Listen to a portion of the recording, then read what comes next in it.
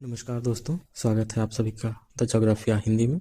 इस वीडियो में हम चर्चा करेंगे जो आज 17 जनवरी को एग्ज़ाम एलटी ग्रेड का प्री का हुआ है, उसके पहले ही भाग में जो समान अध्ययन के 30 सवाल आते हैं उसमें उसके एनालिसिस और उसके आंसर के बारे में चर्चा करते हैं। तो हम पहले देखते हैं कि पहला सवाल, ब्रिटिश भारत में स्थापित प्रथम विश्वविद्यालय था।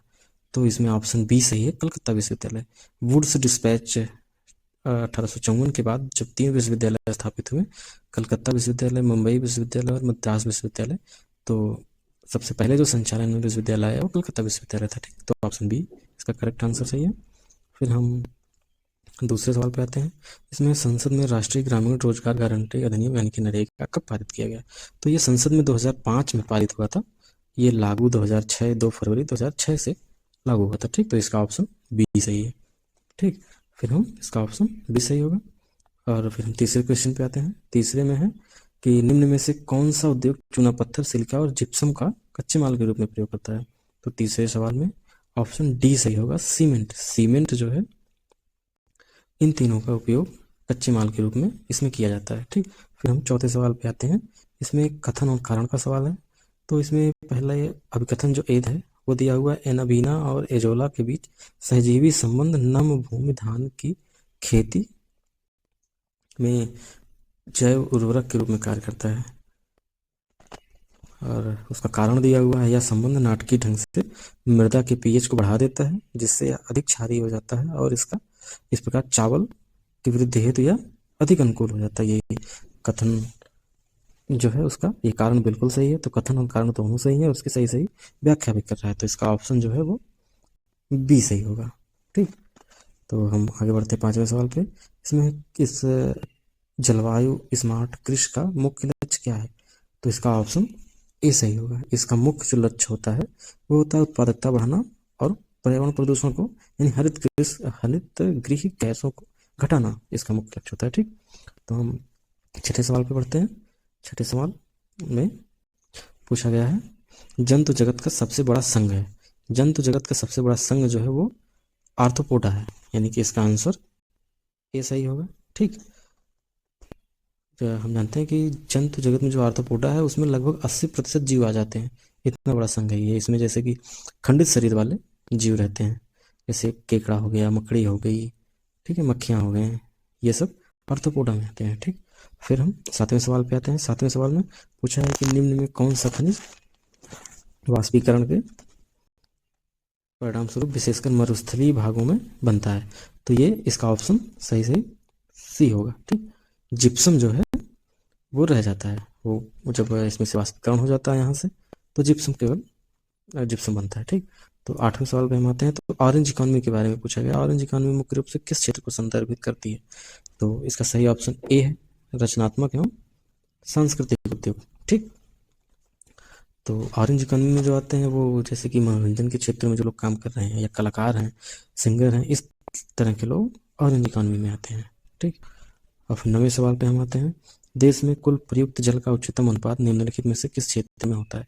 तो ये सबसे ज़्यादा कृषि यानी कि सिंचाई क्षेत्र में सबसे ज़्यादा उपयोग कुल प्रयुक्त जल का भारत में होता है।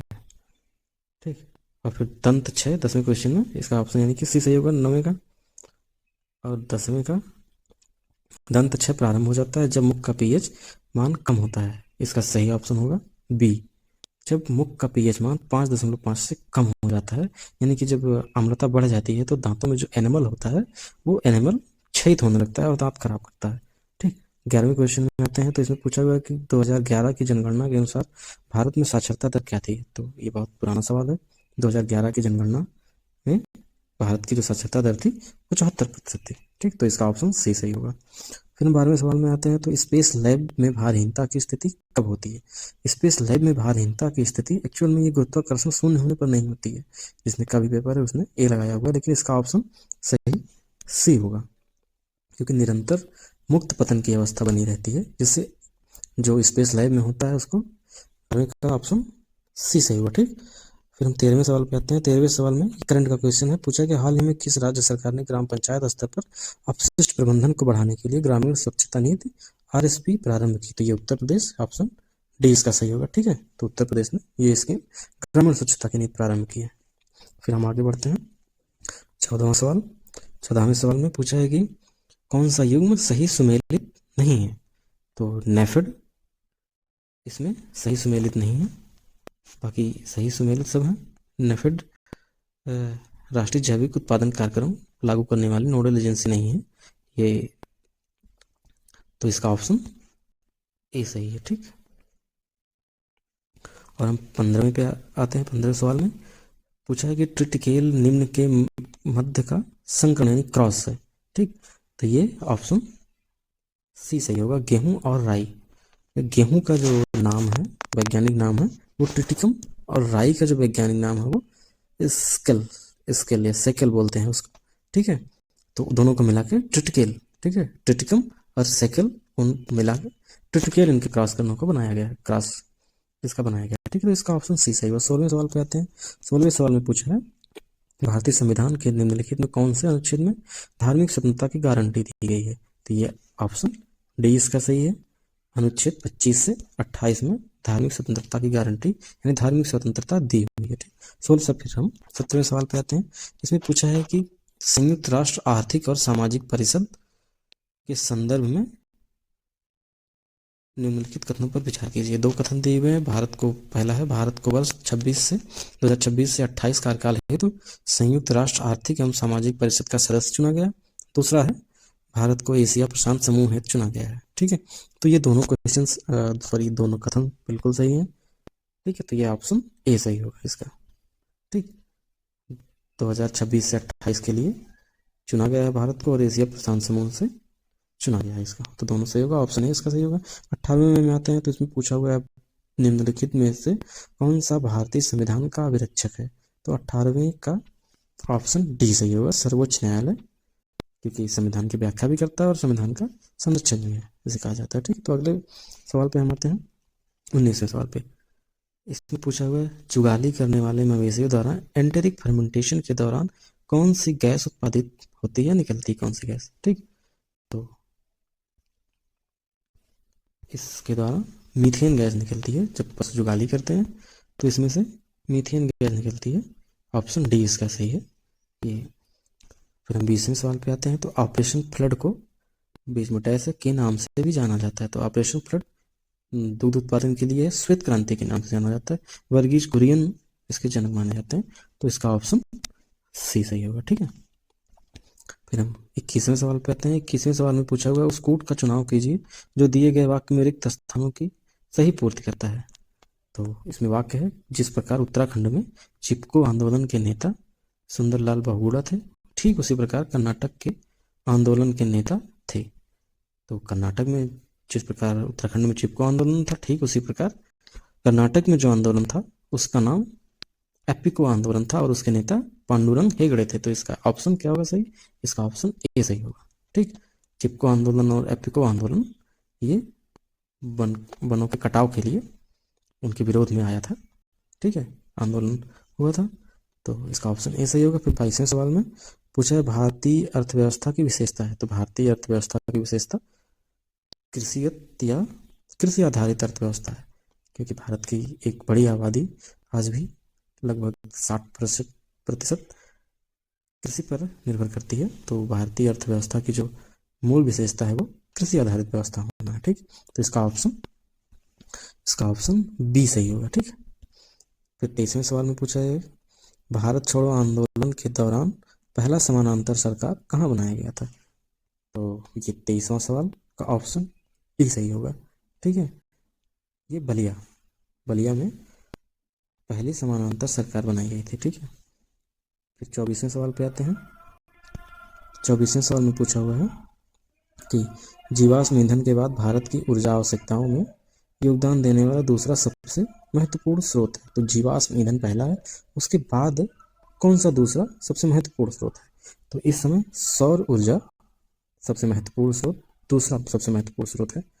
ठीक है, कहीं कहीं कोई बता रहा है जल विद्युत ऊर्जा।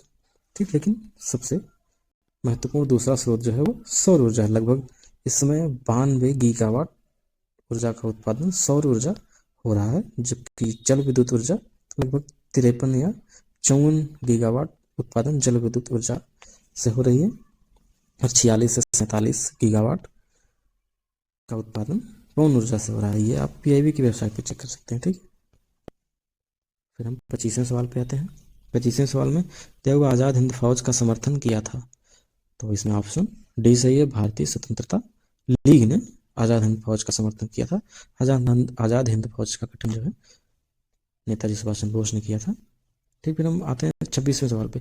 26वें में पूछा गया है कि भारतीय संविधान की प्रस्तावना में समाजवादी और धर्मनिरपेक्ष शब्दों को किस संशोधन द्वारा जोड़ा गया था, तो ये है 42वें संविधान संशोधन द्वारा धर्मनिरपेक्ष और समाजवादी शब्दों का जोड़ा गया था। ठीक, तो ये ऑप्शन इसका सी सही है।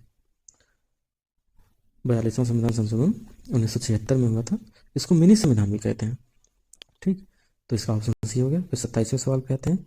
इसमें पूछा है कि कौन सी मुर्गी की प्रजाति सबसे अधिक अंडा देने वाली मानी जाती है, तो इसका ऑप्शन डी सही है, लेग हॉर्न प्रजाति की मुर्गी सबसे अधिक अंडे देने वाली प्रजाति मानी जाती है। ये इटैलिक प्रजाति की मुर्गी है जो कम भोजन में ज़्यादा अंडे प्रोड्यूस करती है। ठीक, लेग हॉर्न, इसका ऑप्शन डी सही है। 28वें में पूछा हुआ है कि ईस्ट इंडिया कंपनी की कार्यप्रणाली पर संसदीय नियंत्रण किस एक्ट के द्वारा प्रारंभ हुआ, तो 28वें का ऑप्शन सी सही है। 1861 का जो इंडियन काउंसिल एक्ट था उसके द्वारा विधायी शक्तियाँ गवर्नर जनरल को, परिषद को मिली, और जो संसदीय नियंत्रण था, ब्रिटिश संसदीय नियंत्रण 1861 के बाद ही प्रारंभ हुआ। ठीक, फिर हम आते हैं 29वें सवाल पे। 29वें सवाल में कालानुक्रम पूछा है, क्रोनोलॉजी का सवाल है, 4 योजनाएं दी हुई हैं, उनका पूछा हुआ है, व्यवस्थित क्रम पूछा हुआ है, क्रोनोलॉजी पूछी है। ठीक है, तो हम देखते हैं कि पहला है स्टार्टअप योजना है, दूसरी है पीएम वय वंदना योजना, तीसरी पीएम जनधन योजना और चौथी पीएम मुद्रा योजना। तो इसमें सबसे पहले पीएम जनधन योजना 2014 में आई थी। ठीक है, 2014 में आई थी। ठीक, और फिर पीएम मुद्रा योजना, ये पीएम मुद्रा योजना 2015 में आई। उसके बाद स्टार्टअप योजना 2016 में आई और वय वंदन योजना 2018 में आई। ठीक, तो इसका एक प्रकार से ऑप्शन हम देखते हैं ए सही है, 29वें का ए सही है। फिर अंतिम सवाल 30वां, इसमें पूछा है कि व्यक्तिगत सत्याग्रह के पहले सत्याग्रही का नाम था, तो ये ऑप्शन इसका बी सही है, विनोबा भावे पहले सत्याग्रही थे, जबकि जवाहरलाल नेहरू दूसरे सत्याग्रही व्यक्तिगत सत्याग्रह थे। ठीक है।